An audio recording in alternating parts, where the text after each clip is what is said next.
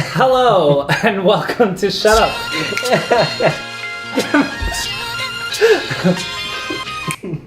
Hello, and welcome to another Loyalty Cup review. My name is Richie. I'm Sean. Andy.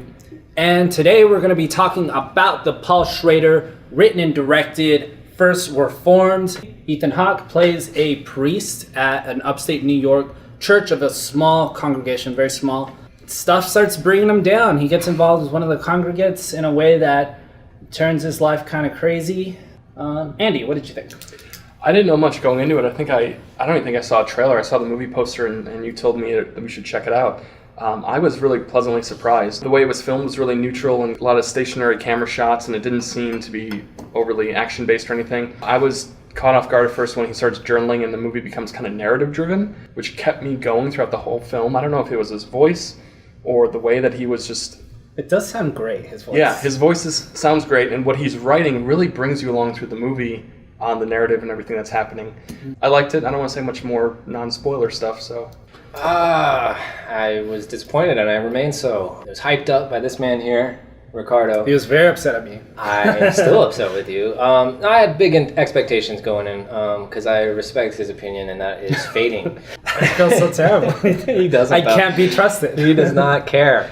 No, I just disappointed. I thought it was slow. I thought it dragged. Ethan Hawke puts on a hell of a performance. You know, he's always great. I thought that was nice. The story is absurd. The soundtrack was sick. Lessmore did the sound, so I mean, what's not to love there? But ultimately, I found myself bored, unchanged, unmoved.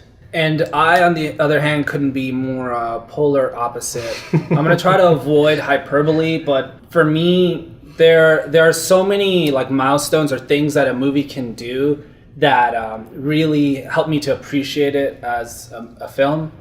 And this one does all those things extravagantly and then has this extra like 10 to 20%. It's just really personal to me and that I really connect with in a way that I just love. So to me, this movie is so high up. Right now it's my favorite of the year, and it might be one of my favorites ever. So with that, let's head into spoilers.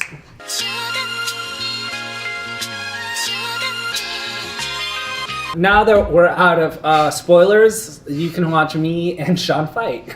Sean and I we just had this fight, this argument. We're not the same friends anymore. No, things have changed between us. It got personal. Yeah. He started attacking my looks. I talked about your mom, I'm pretty sure. It was weird. Yeah. But, I mean, it's because I feel, we both feel very strongly about this film in very different ways. But I'll just say, I'll start out because, why not? Please. For me, this film, on a filmic level, what it is an exercise in restraint. So much so that he doesn't even, Paul Schrader I'm talking about, doesn't even use the wide, right? The wide is like, it's designed to help things look more beautiful, to put the human perspective on the screen, right? We see things in widescreen, and he didn't even decide to use that. He decided to bring it down to what looks like a 4:3. It's easy to make things look good with a wide-angle lens. If you use a tighter lens, it's drastically harder to make it look awesome. It is a lot harder.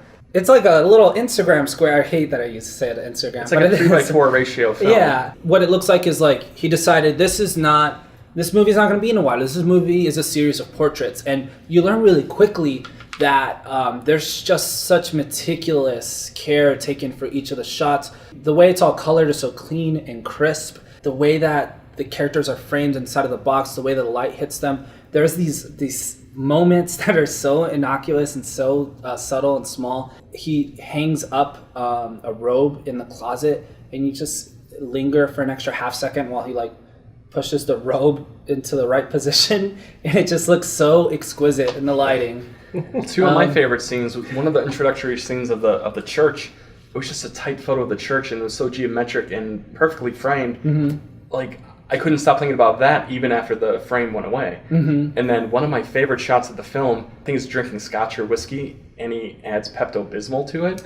And they just show the swirling pink gooey Pepto-Bismol in his drink. Great shot. And it lasts for like 10 seconds or something. Well, it's straight out of Taxi Driver. So in Taxi Driver, there's this really great scene where Robert De Niro has and we're going to mention Taxi Driver a lot probably in this review, but Robert De Niro is just staring at what I think is like a glass of Sprite or seltzer or something, and it's just like rumbling, and it just pans in, and you get this idea that something's rumbling inside of him.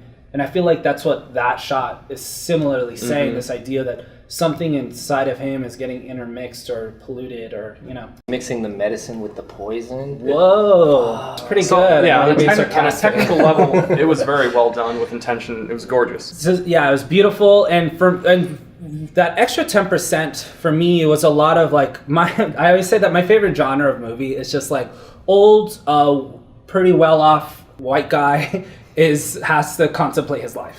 Hey.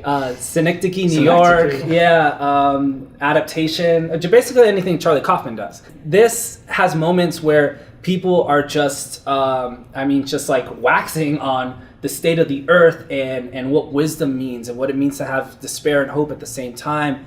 And then it's so self-aware that even like Ethan Hawke comes out of it like this, like you hear the voiceover say like something about this conversation. It's like Jacob wrestling with the angel. I was exhilarated, and I'm like, damn, this conversation is so interesting to me.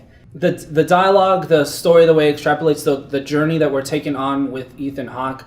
I was intoxicated the first time I watched it. I was just so taken aback by it. I was so in love with it that I had to watch it again, and I had to force others to watch it. I forced you it. guys to watch it because I'm like, I like this movie too much. I need you guys to talk me out of it. No, you did. You will not be talked out of it. No. The amount of pomp, smugness this guy had. That's what I'm saying. We got heated because he treated me like a child for not liking this. And he kept telling me that it's okay that I feel this way. And that's fine. I don't need you to tell me that. Yeah. Go ahead. Yeah, let's hear it. I don't know. I mean, I'm with you. And I hear what you're saying. And it's awesome because you really do have it on an appreciation on a personal level. And so whereas I'm coming from, I watch movies for different reasons. Maybe I'm just dumb. The plot was lacking, and he even agrees to some extent that it's not about the plot, it's filmmaking and whatever. And I don't know anything about that. I will say that, like I said, Ethan Hawke does an incredible job. He's amazing. Film. Yeah, he's really incredible. His interaction with Michael and the actor who plays Michael, his performance was incredible as well. Yeah. I mean, everyone acts their ass off in this movie, and it's great. It's just, I don't feel it on that personal level, and I don't have that artistic appreciation for it. Granted, of course, it looks great, but I can't tell you why, so it doesn't hit me on that level. So all I really have to follow, I'm watching a movie, so I'm watching the plot unfold. Yeah. And if you come at it the way I did, I think you will probably agree with me. What the hell? I mean, there's so much stuff that is just big leaps in logic. There was a lot of things that I'm not quite sure why they were there, and for that, to me, is a problem. It's a drama for me that's really just a story. So I was here to be told a story, and I found that story lacking, and that, I think, affected my enjoyment of the film. We had this conversation. We had a lot of conversations off screen, but we talked about how this movie isn't necessarily for the plot. It's actually a very thin plot. From what I understand, for the most part, movies are a page per minute on the script, and this script was about 80 pages long. Yet the movie was 130 something minutes, so it's a little over 2 hours. It's one of those things where it's a really slow crawl. And for the plot to be thin, as you say, and to also be, I think, somewhat flawed. I mean, you're kind of an in-between, right, Andy? You can see where I'm coming from. Like, help me out, Andy. Because you see where I'm coming. You can see both sides better than I can. I was really excited about the story and the narrative and how it drove to what ultimately is what Richie's excited about, which is the thematic and the development of the character, and what he starts from and what he becomes at the end. I really was taken in by this diary and the journal that he keeps and his narration, and how he was like literally an unreliable narrator throughout the whole thing, because he's telling you what he's writing. You have this trust in him because he's the main character, he's a priest, you think what he's writing is his thoughts, but then in the movie, what he does totally goes off on a tangent from what he intends to do through his writing. And I think that's so fantastic, and it kind of throws you off as a viewer because you're expecting him to be a man of God, and he's saying, oh, my journal is a way of praying. Thinking about prayer is a way of praying. He also kind of criticizes others. It's judgmental. Yeah, he's very much so. So help me unwrap this, because I'm really just going to kind of do a real quick play-by-play. So we have Ethan Hawke, who is a grieving widow. He lost his son in Iraq. Yeah. Right, he's a divorcee. Couldn't find him. He's somewhere in Iraq. He he encourages his son to join the war, where he is then killed. He cannot reconcile this with his wife. They split. He becomes an alcoholic. He was also a chaplain. He was a military man himself. It was tradition for him. And I don't know if he did become an alcoholic. Like, that's not necessarily text in the film, but you see that he's a pastor and he's drinking. He is certainly an alcoholic now. He pours booze into his food. Yeah, that's what he eats. Yeah. So that's his nourishment. And he never talks about his diet, really. He says when he's hungry, he eats. So we got him. He was a chaplain in the army. And so I assume, if I'm going to put this together, that he lost everything in the divorce, between the divorce and his alcoholism. Joined the church because it's really all he had. And the church will, they can't turn you away. They give him kind of like a token employment and house at this souvenir shop church, where he is given the opportunity to help be a counselor to a family. And that brings you to the beginning of the film, essentially. Right. And so then he has this purpose, which is to help this family. And then half the family dies. At first, if I may, he even tries to redirect them to the mega church. And he says, oh, well, they have resources. Go over there. Almost like he doesn't... I don't know if that was like this moment where he didn't really want to try hard at his job. Exactly. Or like he didn't have confidence that he'd be able to help them. And that boosts... I like that because it gives him, now that he is in the fire, to fight with this guy about beliefs and what to do next. That he says himself that he's exhilarated. He finds purpose, not only in helping the people, but this guy gives him a reason to help the environment. It gives him a cause outside of the church, which I think he's losing faith in, not necessarily in God, but in the church, in the message. Because he essentially works for the megachurch. And sees what they're doing.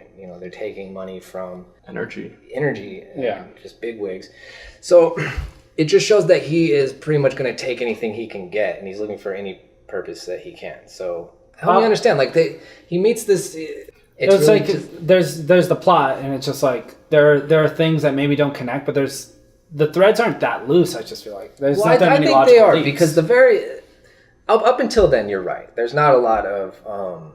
I don't really have a lot of issue with it. It's kind of, that's what it is. It's a man struggling with his faith, looking for a purpose, dealing with his own mortality, his illness, his lack of connection with his work and his fellow man. And his lack of purpose. Yeah. And so, but then he meets this widow and they fall in love. Well, he meets her before she's a widow. Yeah. Well, he gets involved in their lives during the time of turmoil, and then the husband dies, and so he's there left to comfort the wife. I mean, this is just what happens in the movie. At least what I take away from it, like one of the major themes is with the prevalence of the internet, there's this isolationism that a lot of us are experiencing. A lot of people, that I see around me and the people that I know, and then the things that I see just from kids. It's like, and this movie almost directly talks about it at some point, this idea that we're all apart but connected alone, To me, it's like Ethan Hawke could have been like a neckbeard in his basement, playing whatever World of Warcraft, but he ended up being a minister on a mountain at a church, isolated, and then when you're in that position, in this isolationism, what ends up being adopted is just some sort of extremism. And so you have this shrewd, judgmental, morally superior character who's actually, he's a contradiction, because he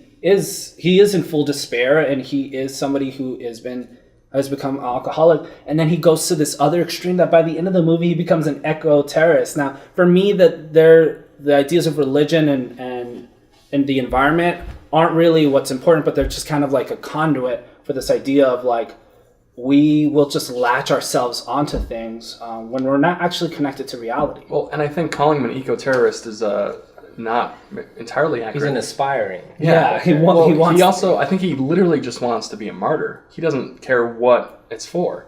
Just to die with a purpose, essentially. I don't think he actually cares about most of this stuff. He just views it as an opportunity to go out in style. Where's the leap?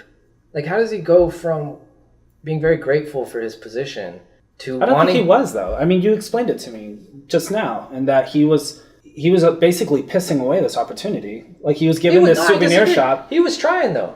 He really did everything he could. He gave the tours. He entertained the children. But he could have been a part of the abundant life, right? They asked him, "Hey, you need to come over here more often. You need to come here." Right, it's much more easier to to have this existence, but he did it well. Like, I wouldn't want to go work at that mega church if I had my own little old historic with a graveyard next to it. My house is attached. Why wouldn't I just stay there where I can just get drunk all the time? You know what I mean? And show kids a hole in the ground. I mean, who cares? A little piece of heaven on earth. Right. So at what point does he say, now I'm just... That was the big jump for me, is why is this guy all of a sudden, for no good reason, other than he's just infatuated with something new and a purpose that he really doesn't even care about? Well, and he's dying. And he's dying, but where is the leap? Why do you now put on a suicide vest and want to blow up the church and everyone in it? Well, but I think that's... I'm sorry, go ahead, Andy. You haven't... I was just going to say, I think that brings into what I was saying before we did this. I think Mary, when she comes into his life, it's like a test, and he falls for it. She really pushes this idea of, well, my husband was all about this. Here's some bomb-making material I found. What do I do with it? And he takes it, and he thinks he's taking it for safekeeping. And he takes on that responsibility too, though, and he goes full force with it. So I think that there is some connection there with her role as a character pushing him to that boundary. See, I think we get to the same place, but I think we take different avenues. I'd like to interpret and give them all the benefit of the doubt that they're all just people struggling to be themselves. She wasn't had any sort of Machiavellian plan or anything, but rather that it is abrupt. And I think that's part of the beauty of the movie. It draws us in, as you said before. You trust this Ethan Hawke character, and the movie betrays us. The movie tricks us. The movie thinks, now you're comfortable. Now you like this guy. Everyone around this guy likes this guy. You guys like being tricked? And then, why is that a good thing? Like, I gotcha. I think that is the beauty of the movie, though, because you're comfortable being in this environment with this character, and if anything, I was.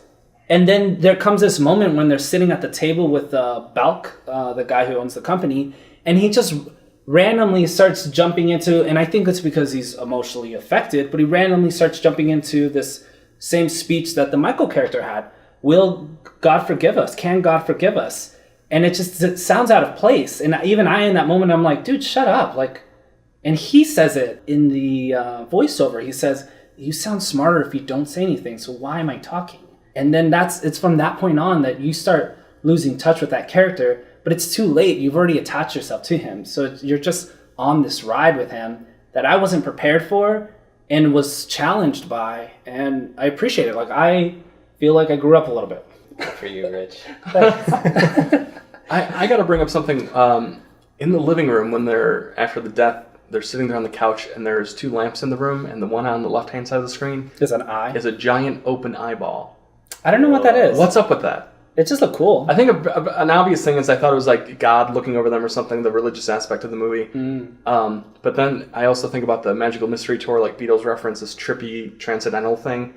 I don't know if there's some connection there or what the significance is. Because she didn't have much furniture. She had that and maybe one other lamp.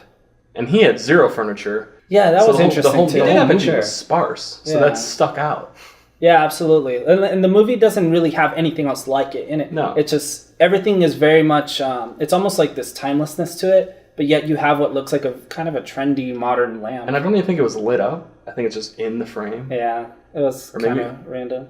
I mean, I could go on about in the different ways that I connected with this film and really love this film. I might cry. Yeah, I love this type of movie. I'm thankful for this type of movie. I think it's Paul Schrader's best movie. I've only also seen Taxi Driver. So I wish I was wish I was a Paul Schrader aficionado. I think this movie isn't wholly original. I just think it's so excellently executed. Well, apparently he pulled some major plot points from a previous story about a priest who runs a small church. But I think he took that story and twisted it into this like Travis Bickle suicide vest. Like when he's trying on the suicide vest in his room by himself, that looks just like the Taxi Driver scene where he's trying out his wrist gun. We had this talk. It's almost like he's refining his old work. I've listened to a couple interviews with Paul Schrader, and he has very labored breathing, so it's like work listening to these interviews. But he basically talks about how like a lot of his movies are the same character, kind of in different parts of their lives, and how this is Travis Bickle, but he's a little bit older, you know, and he's a little bit wiser, and so he's still going through these different types of existential crises. And in borrowing from his other stuff, he, in that same interview, which I can actually link it in the description because I thought it was really great, he actually ends up talking to Sofia Coppola for the A24 podcast. And he talks about how he borrows from other people, and this idea that, like, if you steal from the same 7-Eleven again, over and over again, you're going to get caught. But if you steal from 7-Eleven and then from this store and then this hot dog stand that nobody goes to, then you get something that, you know, is original. Or at the very least, people won't catch you stealing from. Well, I love this movie. I'm just going to wrap it with that. Is there any final thoughts on your end? If you're a fan of Cedric the Entertainer, this movie's for you. Yeah. I disagree. It is weird how he had just a stand-up, a whole hour of stand-up right in the middle of the movie. Yeah. Unexpected. It seemed out of place. Good bits. Spoiler alert. Good bits. Good bits, yeah. Watch Taxi Driver. It exists. It's better. I disagree. I think that's going to do it. We'll see you next time.